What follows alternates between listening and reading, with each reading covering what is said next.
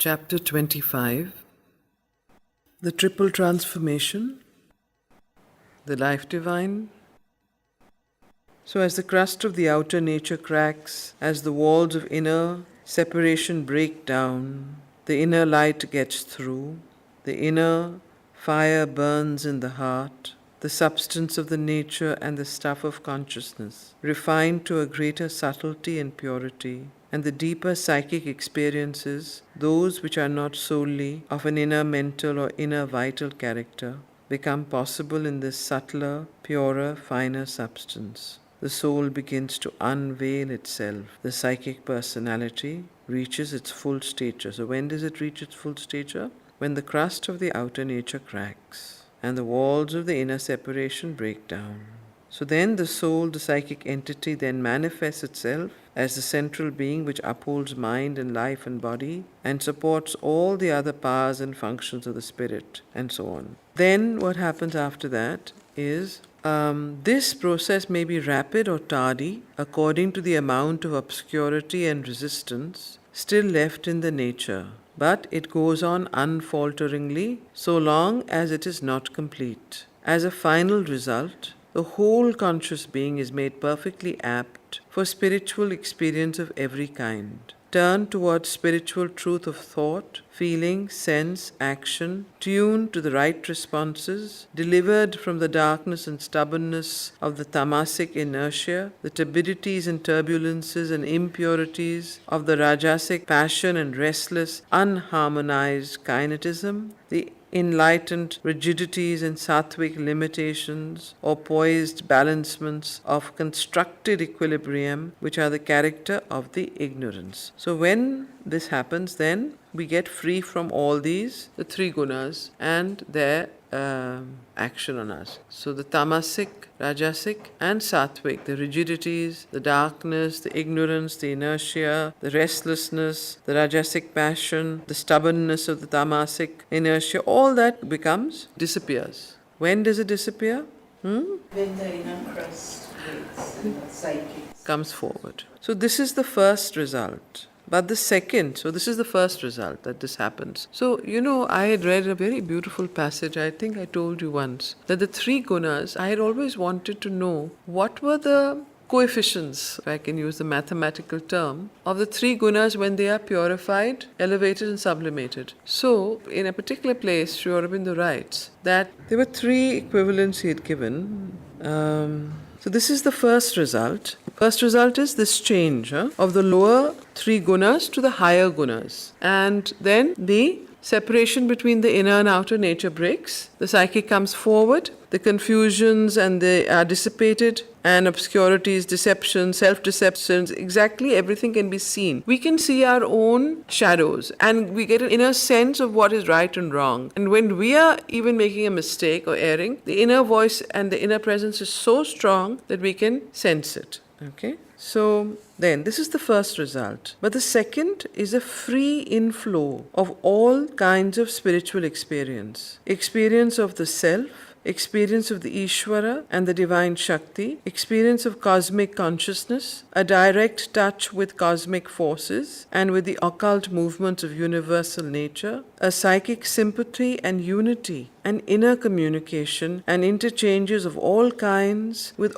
other beings and with nature. Now, this is very important. What is the second thing is a free inflow of all kinds of spiritual experience. Experience of the self, experience of the Ishvara and the divine Shakti, experience of cosmic consciousness. Somebody said, when do you experience cosmic consciousness and what is cosmic consciousness? Well, here it is. Comes in as a second result of the psychic being coming forward and the outer nature becoming under the influence of the psychic. So, the experience of the cosmic consciousness, but very interestingly, why this is so different is that unlike when you are ascending in consciousness and disappearing or, living in the samadhi experience or the experience of moksha or nirvana, you lose empathy and connection with the world. But here, with the psychic, is quite different. The descent of the spiritual into the being and the bringing forward of the psychic, both these movements actually happen at the simultaneous. They're not one after the other. But when that happens, this is an interesting thing. Experience of cosmic consciousness and a direct touch with cosmic forces and with the occult movements of universal nature. A psychic sympathy and unity and inner communication and interchanges of all kinds with other beings and with nature. So you can start communicating with animals, you can hear what they are saying, you can be sensitive to trees and to plants and to nature, and you get almost like everything is speaking to you when you look at them. You can sense an inner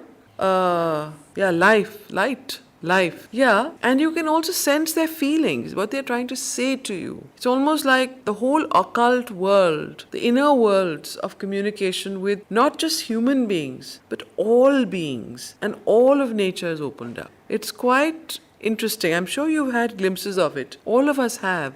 When we are in a certain consciousness, we get a sense that, suddenly everything opens up. You see things and you hear things and you feel things in a very different way. So that is a kind of a touch of the same experience. But then this becomes a settled fact, not just once in a blue moon, when this comes forward. Okay? So, and the divine Shakti, experience of cosmic consciousness, a direct touch with cosmic forces and with the occult movements of universal nature, a psychic sympathy and unity and inner communication and interchanges of all kinds with other beings and with nature, illuminations of the mind by knowledge, illuminations of the heart by love and devotion and spiritual joy and ecstasy, illuminations of the sense and the body by higher experience, illuminations of dynamic action in the truth and largeness of a purified mind and heart and soul, the certitudes of the divine light and guidance, the joy and power of the divine force working in the will and the conduct. How wonderful. So why are we not seeking after this? We don't make it the sole purpose or even a large purpose of our life. It's peripheral, it's not like we're focused on this. It's like you're focused on, you're focused. No, I'm just saying, but do we ever put this as a focus in our life? But pleasure is definitely one focus, one main focus. Running through all strands. So pleasure in everything, whether it's pleasure through watching television, pleasure through, what could it be? Food, Not even the foremost or major. It's quite okay if it's not the only, but is it the foremost impulsion in our life? That is the question. And is it in any way an impulsion or focus? Do we actually say that this is the focus that we have to work on? And that is our main, focus. So it might be an intention.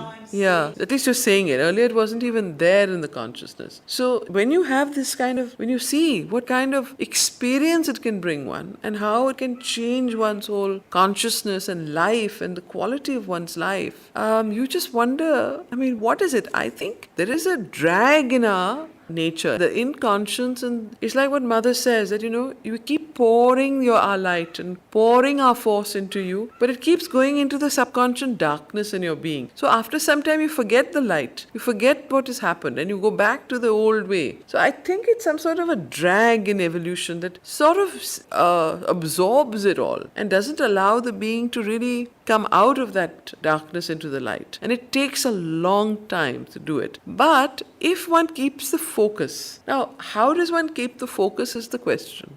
So every day, instead of putting oil on our feet or oil in our hair, or what do all of you people do, I don't know, in the evenings or mornings, or when we have our food, or when we do our exercise, or what else do we do? Work. How much time do we give to this particular pursuit? I'm just asking these questions for all of us. It's something that we need to bring into the light, so that, because I don't think it's pursuit after pleasure. So maybe we need to bring this more forward into our collective consciousness also. The collective can help the individual. Yes? What are your thoughts on that? Study. But we have to focus on study. We can study and then forget. We've been studying this for many, many years. So when does that critical point come when the study turns into a pursuit? It's a pursuit for something. So I think it's a pursuit to live, to understand what this means, how it'll change the quality of your life. Somewhere that understanding is not fully cognizant in all the parts of our being. Somewhere we imagine, or there's a part of us that thinks that this is going to be very dry and dull and very, it's going to take us away from, understanding, and I don't know. I'm just thinking. Yeah. So is it an atavism, or is it a thought, or is it a fear, or is it what is it? How would you call it? Is it that comes from some part of your being that's almost obscure that keeps pushing it deep in the cells of the being? Yeah. So these are all experiences. I mean, it's a fact. You can only call it a terrible drag that pulls you back. Almost this has to become, we have to understand and have faith in what Sri Aurobindo is saying, that your whole life changes. And make this so strong in our consciousness that it sort of subsides, or at least pushes out the darkness to enough degree for this to start activating our life in some way, So I think one of the things is to keep a focus, to keep it as, see what is the central focus that you want to work on, and keep going back to it every day and measuring the day according to that. If that's one way of doing this and keeping that kind of thing. Now again, the ashram, the samadhi, the shrine, meditation, reading, all of that helps in this. Anything that, once we lose touch with that, then it's finished. Or you can do it, of course, mechanically. That's the other option. So, no, if you do it mechanically, there's no value. So, if you do it mechanically, you have to get out of that mechanics. Nobody is born with it, unfortunately. This is the only purpose. According to mother, it doesn't come early in life. It takes 30 years. I don't know, I haven't heard of anybody who was born with it or came really early in life, except the mother herself. She had it. And she had it before Sri Aurobindo. Sri Aurobindo took even time to get into it. He was in his late 20s. Mother had it when she was very young. She was 6, 4. She was quite remarkable, but then you know who she was. Well, I mean, I don't think that can be an excuse, because after all, once you're in the human body, you're part of the same human nature. You can't avoid it. We're not in any way. So, it is again, there's so much said that the children born after a certain year and all that, and I mean, evolution-wise, the coming of the supramental, it is doing something. So then it becomes even more important for parents and teachers and all, because the child, we say, is closer to the psyche. If that is encouraged and inculcated, then it will be much easier. So that's why if we know it, at least if to the extent it may take a longer time in us, but at least the children who are in contact with us. Collective. So even in Lavini, to make this the central focus. Then you'll need very special teachers. We have. What about the rest? Okay. So let's continue. This is the first result. But the second is a free inflow of all kinds of spiritual experience. Experience of the self, experience of the Ishvara and the divine Shakti, experience of cosmic consciousness, a direct touch with cosmic forces and with the occult movements of universal nature, a psychic sympathy and unity and inner communication and interchanges of all kinds with other beings and with nature, illuminations of the mind by knowledge, illuminations of the heart by love and devotion and spiritual joy and ecstasy, illuminations of the sense and the body by higher experience, illuminations of dynamic action in the truth and largeness of a purified mind and heart and soul, the certitudes of the divine light and guidance, the joy and power of the divine force working in the will and the conduct. These experiences are the result of an opening outward of the inner and inmost being and nature. So these experiences, what experiences? All that we've just read here are the result of an opening outward of the inner and inmost being and nature. So when this inmost being and nature opens outward, this is what happens to you. Okay? Isn't that wonderful? So these experiences are the result of an opening outward of the inner and inmost being and nature. For then there comes into play the soul's power of unerring inherent consciousness, its vision, its touch on things, which is superior to any mental cognition. There is there, native to the psychic consciousness and its pure working, an immediate sense of the world and its beings, a direct inner contact with them, and a direct contact with the self and with the divine. a direct knowledge, a direct sight of truth and of all truths, a direct penetrating spiritual emotion and feeling, a direct intuition of right will and right action, a power to rule and to create an order of the being, not by the gropings of the superficial self, but from within, from the inner truth of self and things and the occult realities of nature. So, a very important step towards this, which I want to highlight here, is this sense of feeling anguished. When we begin to turn our consciousness within, back at ourselves, and not at the other or outward circumstance, that is the first step towards living from within or from the psychic consciousness or allowing the psychic. That means some influence of the psychic is beginning to enter your life. For example, when you make a mistake or when I make a mistake, maybe I shout or lose my temper or I'm harsh with somebody and it hurts you deeply when you do that. That is when your psychic sensitivity is beginning to mature. That means your psychic is in front. Somewhere it is telling you that look, what you're doing is inappropriate. What you're doing is against the very soul and deeper truth of your own being. So, in the same way, when you lapse into unconsciousness, for example, you go binge watching television serials, or binge doing, whatever else you do. We do, all of us. Or, what you think about your own life, things that you get that feeling of unease, that something tells you, oh, this is now, what I'm doing is I'm allowing myself to go into a tamasic mode, or a rajasic mode, or an inconscient mode. Now, when it starts hurting you, okay, when it starts pricking you, when anything happens, you start looking for the cause from not outside, but inside yourself, for what is the reason why. And you also participate in the problem. You do not say, this is not my problem, this is your problem, or you are to blame. When this stops happening, when you begin to understand that sympathy comes, that this is, what is my role in this? Or how can I help? Or how am I responsible? When that attitude and that nature, that thing happens, it's the first step of the psychic influence in the outer nature. So whenever you get that feeling or that pain in yourself, and when you are tortured by your own self, not by others, but by your own weaknesses, by your own incapacities, by your own darknesses, by your own nature, and it hurts you and pains you, that is when the psychic is coming forward. That is when you have to nurture that. Don't let go of it. Don't brush it aside. Take cognizance, because if you brush it aside, you will again close the door, which is often what we do. We do feel it, but then we brush it aside and then find a way of again going back into the old way. So, am I making sense? Yes? Now, there is then, native to the psychic conscious in its pure working, an immediate sense of the world and its beings, a direct inner contact with them, and a direct contact with the self and with the divine, a direct knowledge, a direct sight of truth and of all truths, a direct penetrating spiritual emotion and feeling, a direct intuition of right will and right action, a power to rule and to create an order of the being, not by the gropings of the superficial self, but from within, from the inner truth of self and things and the occult realities of nature.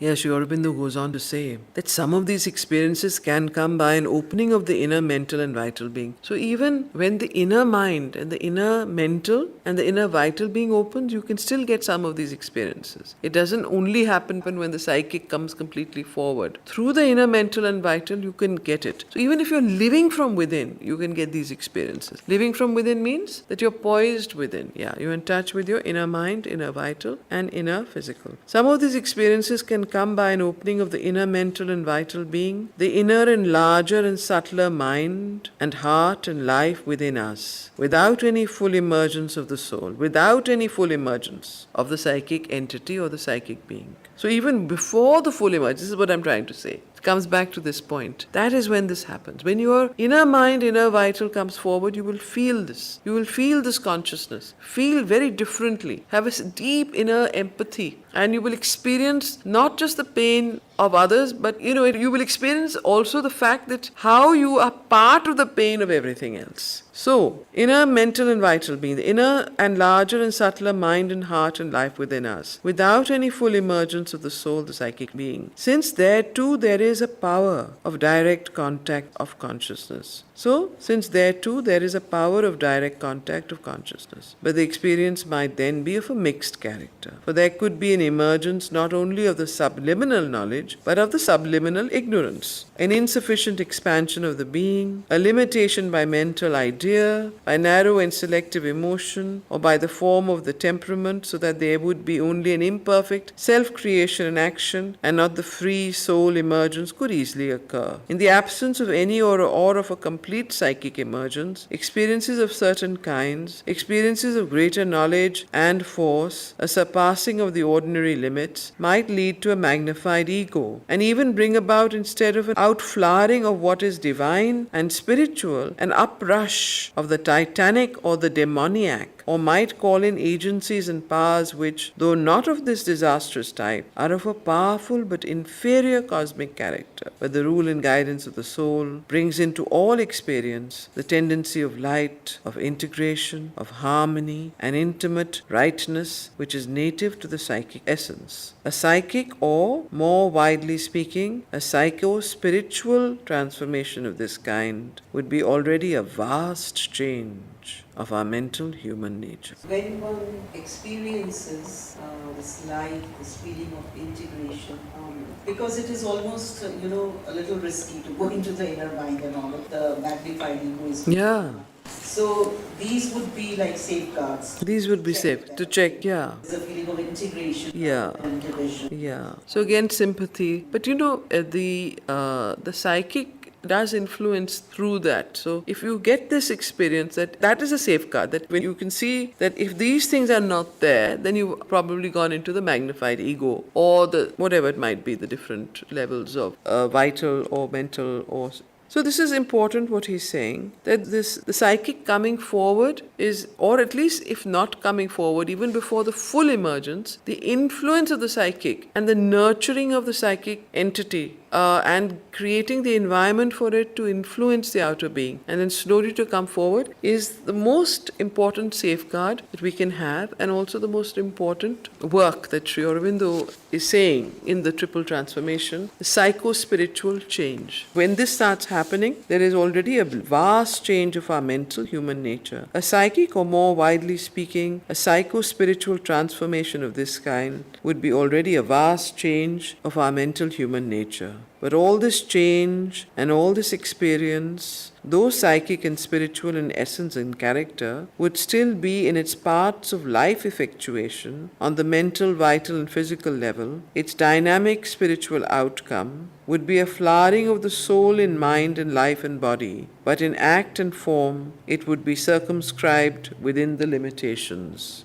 however enlarged, uplifted and rarefied, of an inferior instrumentation. It would be a reflected and modified manifestation of things whose full reality, intensity, largeness, oneness, and diversity of truth and power and delight are above us, above mind, and so on. So, there's a note here. 1. The psychic and the spiritual opening, with their experiences and consequences, can lead away from life or to a nirvana, but they are here being considered solely as steps in a transformation of the nature. This note is under which, where was this written?